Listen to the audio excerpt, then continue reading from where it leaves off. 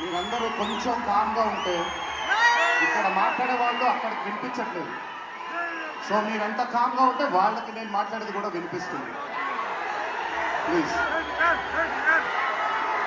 ముందుగా ఇక్కడికి విచ్చేసినటువంటి అభిమాన సోదరులందరికీ నా నమస్కారాలు. ఇక్కడికి విచ్చేసినటువంటి పాత్రికేయ మిత్రులందరికీ కూడా నా నమస్కారాలు.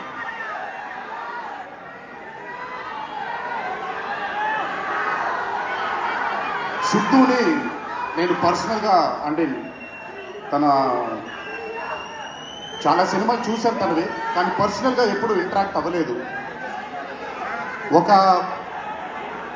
ఈ పాండమిక్ తరువాతే నేను సిద్ధుతో ఇంటరాక్ట్ అవ్వడం జరిగింది. చాలా తక్కువ మంది ఇండస్ట్రీలో ఉంటారు. సినిమా అంటే ఒక పిచ్చి ఉండే టెక్నీషియన్స్ చాలా తక్కువ మంది ఉంటారు. అందులో మొట్టమొదటి వరుసలో ఉండాల్సింది సిద్ధు. తనకి సినిమా తప్ప వేరేమీ తెలియదు. డీజే టిల్లు అనే క్యారెక్టర్ని చూసి మీరు అనుకోవచ్చు బేసిక్గా సిద్ధు ఇలాగే ఉంటాడేమో తన పర్సనల్ లైఫ్లో అని. But Siddhu is not that. తనకెంతసేపు సినిమా, తను చేస్తున్నటువంటి క్యారెక్టర్, తను పార్టిసిపేట్ చేసినటువంటి కథ, ఈ కథకి నేను న్యాయం చేస్తున్నానా లేదా అనే తపన. చాలా తక్కువ మంది ఆర్టిస్ట్లో కానీ చాలా తక్కువ మంది టెక్నీషియన్స్లో ఈ తపనని చూస్తాం మనం. సిద్ధు డీజే టిల్లు అనే మూవీతో కేవలం సక్సెస్ని కాదు, బట్ మన జీవితంలో కలకాలం మిగిలిపోయే ఒక క్యారెక్టర్ని మనకి ఇచ్చాడు తను.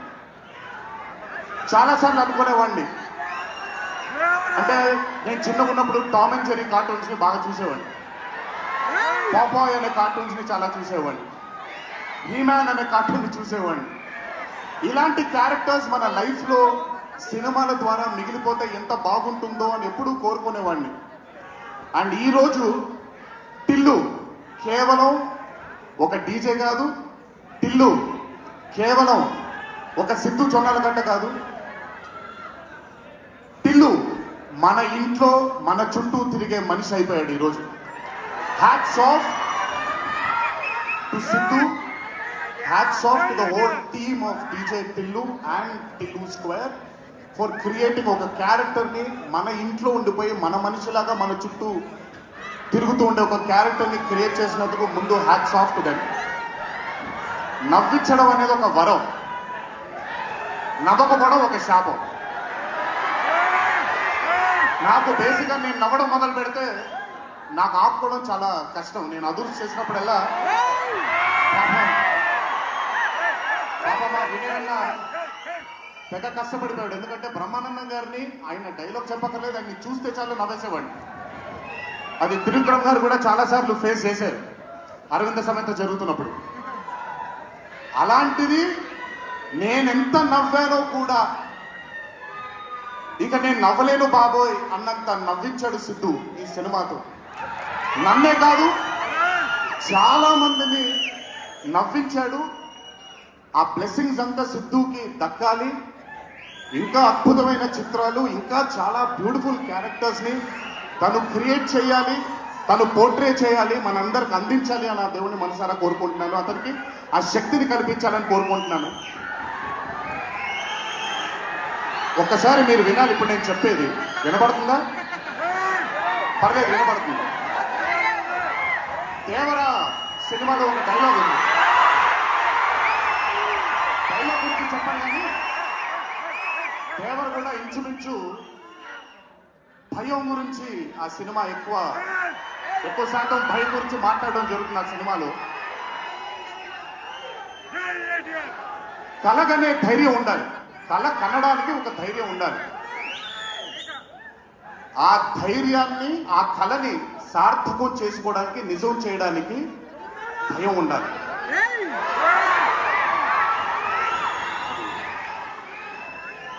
కుదిరితే సరిదిద్దండి, లేదంటే క్షమించండి, అంతేగాని నేను ఉన్నానని గుర్తించండి.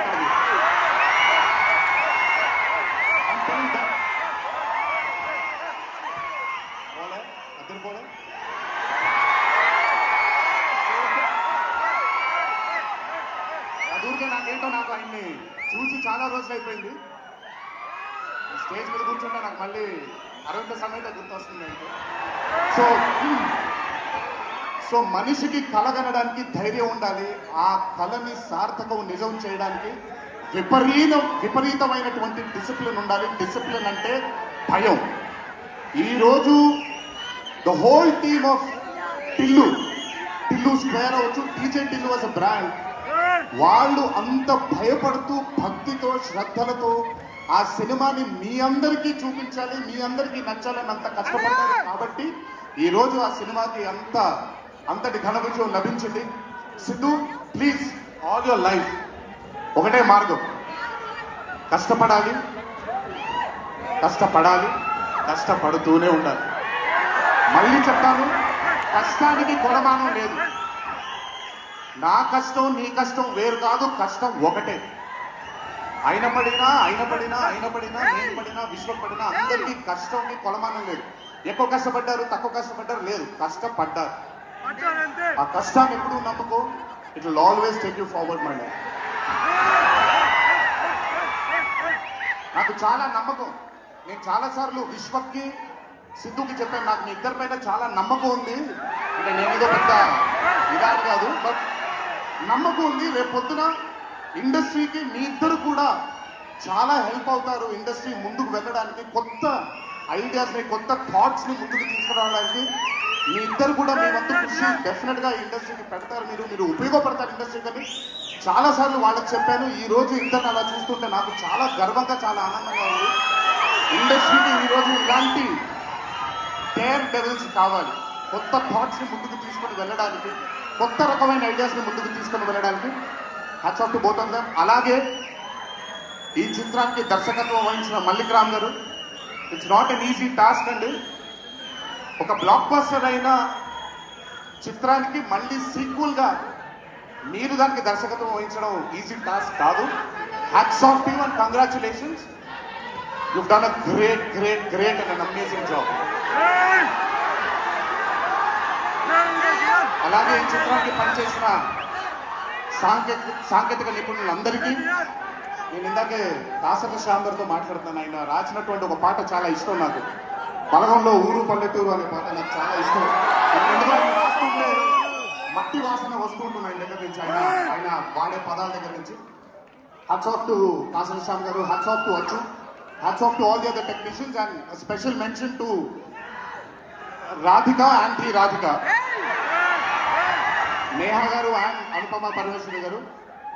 They've done phenomenal job. Tillu tanakunde oka weakness edaithe undo aa weakness ni perfect ga portray cheyagaligaru. వాళ్ళిద్దరూ లేకపోతే ఈ రోజు డెఫినెట్ గా ఈ చిత్రం ఇంత విజయం సాధించేది కాదు.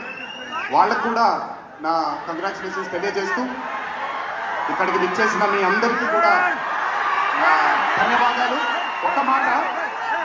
ఒకే ఒక మాట, కొంచెం ఓవర్ అయిందని అనుకోకపోతే ఒక చిన్న విషయం చెప్తాను.